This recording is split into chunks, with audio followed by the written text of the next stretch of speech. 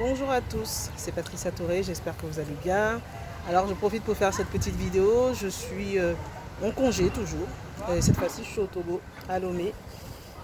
Je suis à l'hôtel Sarakawa, on est venu pour se détendre un peu au bord de la plage. Et je profite pour vous faire une petite vidéo sur quelques opportunités que nous avons vues ici, qui peuvent interpeller ou alors servir d'exemple à d'autres qui n'auraient pas d'idée ou qui aimeraient pouvoir se lancer. Je ne vais pas rentrer dans tous les détails de ces commerces-là. Je ne vais pas détailler exactement au niveau financier comment ça se passe ou quoi que ce soit. C'était juste pour vous en parler dans une petite vidéo de 2-3 minutes. Voilà. Donc on a rencontré notamment des personnes, en général c'était des personnes qui venaient de la diaspora ou alors qui ont étudié dans la diaspora en Europe, aux États-Unis et qui ont décidé de venir s'installer pour diverses raisons, parce que l'Europe ne les intéressait plus, parce qu'ils s'ennuyaient, parce qu'ils étaient tout simplement bien chez eux. Voilà, ils ont décidé de rentrer chez eux, de s'épanouir, que ce soit socialement, spirituellement, physiquement, enfin, même financièrement, parce qu'il y a des opportunités ici et voilà, ils ont décidé de rentrer chez eux tout simplement. Alors, j'ai rencontré une personne en fait qui a décidé de monter en fait son propre business de paille. Donc, ils commercent beaucoup avec la Chine, donc ils vont souvent en Chine avec sa femme et ils confectionnent aussi leurs propres tissus, ils ont aussi leurs propres dessins. Donc voilà, ils ont décidé de monter leur propre business de paille. Ils sont sur Lomé même, au niveau du grand marché en face de la cathédrale. Et c'est vrai que quand on est rentré dans ce magasin, il y a énormément de choix.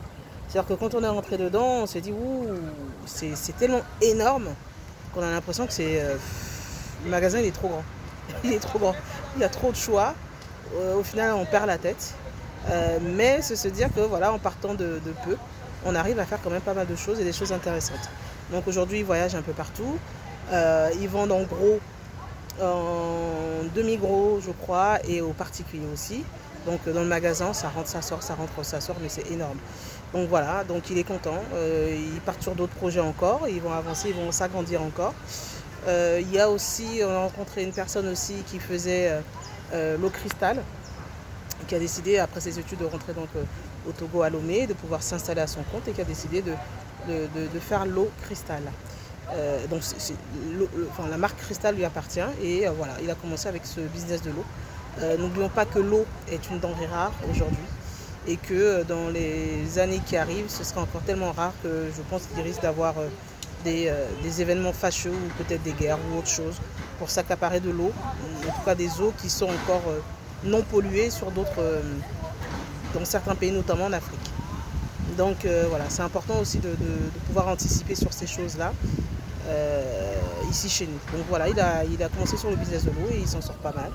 Il est content. Donc voilà, donc je voulais parler de ces deux personnes-là qui ont saisi ces opportunités et qui ont commencé à monter leur business.